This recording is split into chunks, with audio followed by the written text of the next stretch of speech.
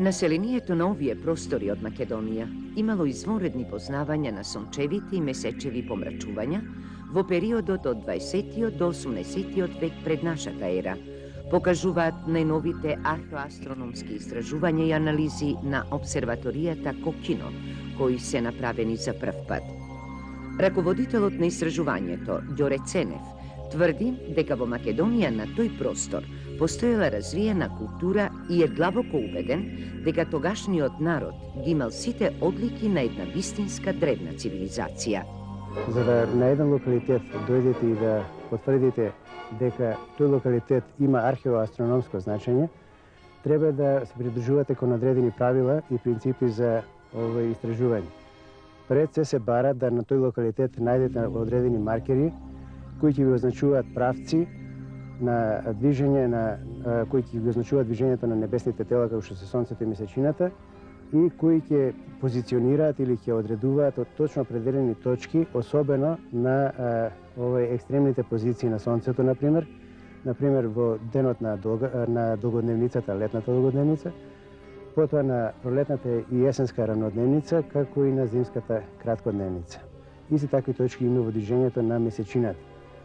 Значи, кога прв пат го погледнав локалитетот од самиот врв Татичев камен, како што е наречен, пред мене се отвори една импресивна слика за која сигурно сте и самите сведоци, но веднаш ми падна во очи и веднаш под врвот првиот нишан, тоа така го нарековме, или ако сакате маркер.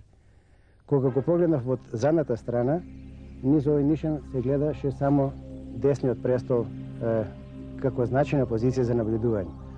Веднаш беше јасно дека ова не е случајно и дека тој служи за маркирање на одредена позиција за наблюдување, затоа што човекот што седел на престолот веројатно морал да гледа во одреден правец и токму гледал на овој нишан.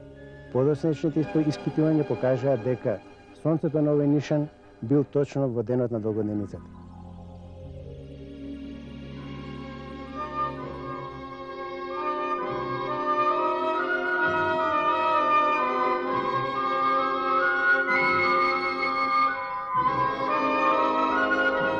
Овој лепен нишан што го гледаме горе, веднаш над ние што нарекуваме обредна просторија, овој играл мощна и значајна улога за сите луѓе кои живееле на овие простори или кои присуствувале во точно определени датуми на овој простор.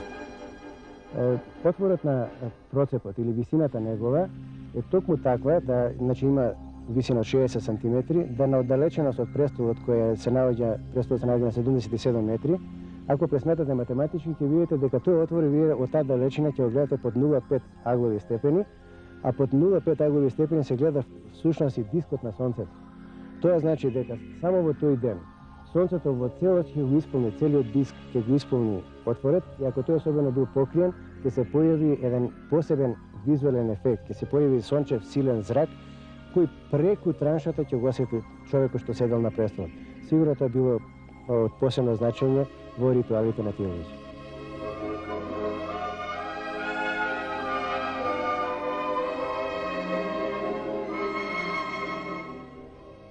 Според Ценев, уште старите народи знаеле дека циклусот на помрачување се повторува на одредено време, кое е познато како сарос, што на старогрчки значи повторување. Саросот е циклус кој има должина од 18 години, 11 дена и 8 часа. Пресметано е дека по 3 сароси ќе се следат помрачувањата на месечината од истото место и во исто време. Најстариот маркер потекнува од 1917 година пред нашата ера. 4 маркери се наоѓаат на растојание на 54 години 34 дена, односно на растојание од 220 години. Тоа според Ценев ниту малку не се должи на случајност. Се наоѓаме на второто по значење место за наблюдување на небесните тела на овој локалитет.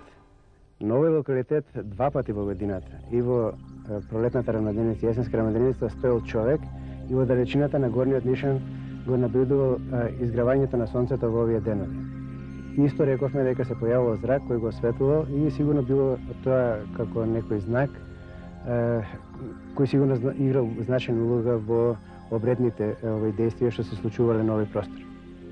Токму овие нишани, овие правци означени, како и дополнителниот правец кој го утврдивме за месечината, ја дава и вредноста на овој локалитет во археоастрономско значење на зборот. Археоастрономијата нуди 6 критериума за оценка на еден локалитет, колкава е неговата вредност, дури бодиран во скала од 1 до 100. Накусо можам само да спомнам некои од тие критериуми. Значи, прво, локалитетот мора да има археолошки обележја, што е очигледен факт за овој локалитет. Потоа, треба да имате изработени од луѓе нишани, маркери, кои дефинираат правци. Тоа исто веќе утврдивме и го покажавме на овој локалитет. Потоа треба да овие правци бидат лоцирани во карактеристичните точки на движење на небесните тела, како што рековме веќе и тоа го утврдивме. Значи, како што беа деновите на летната голодневница, пролетната и јасенска ранодневница, како и движењето на месечината во сред зиме. Овие мерења мора да направите прецизни, точни мерења, да се поклопуваат со вистинските позиции на овие небесни тела. Значи, сето тоа го имаме. Остана уште да се дефинират уште 1 до 2 правци кои се битни за набљудувањето. Ако направиме на споредба и бодирање, ќе видиме дека може слободно да кажеме дека овој локалитет заслужува оценката или бројот на бодови од 80. А што значи тоа?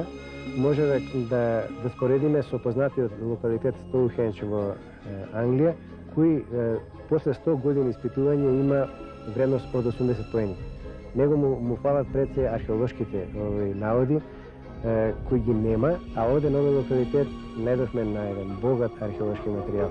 Значи, исто како и карактеристиките на нишаните, димензиите за чуваноста, сето тоа зборува за исклучително место и значење на овој локалитет, па дури во светски рамки. Ценев инсистираше и на интервенција за заштита на овој локалитет, заради идните генерации, зашто, како што вели, тоа е една маркантна трага за развојот на човековата мисла на овие простори на Македонија.